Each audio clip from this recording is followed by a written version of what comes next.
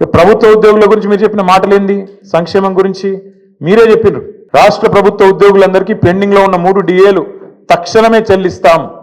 రాష్ట్ర వ్యాప్తంగా ఉన్న ఉద్యోగ ఉపాధ్యాయులకు 1వ తారీఖున వేతనాలు అందే విధంగా చర్య తీసుకుంటాం. సప్లిమెంటరీ బిల్లులు 15 రోజులు చెల్లిస్తాం. సిపిఎస్ విధానాన్ని రద్దు చేసి ఓపీఎస్ తెస్తాం.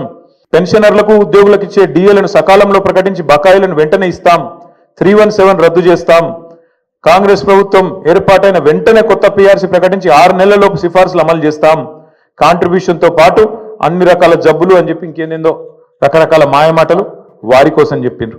ఏం అడుగుతుండ్రు ఇవాళ ఉద్యోగులు? మీరు చెప్పిందే అడుగుతుండ్రు కదా. గొంతమ్మ కోరికలు ఏమైనా కోరిండ్రా? పీఆర్సీ వేస్తామన్నారు, ఏది అని అడుగుతుండ్రు. డిఏలు ఏవి అని అడుగుతున్నారు.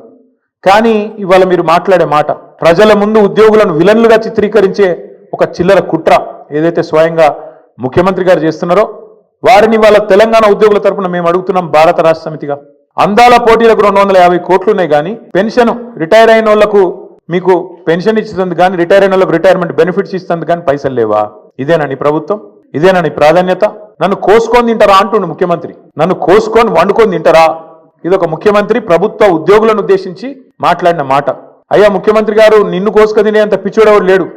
నువ్వే నీ తలమాసిన విధానాలతో రాష్ట్రాన్ని కాల్చుక తింటున్నావు. రాష్ట్రాన్ని సంవత్సరంన్నర రాచి రంపాన పెడుతున్నావు నువ్వు. ఇది వాస్తవం.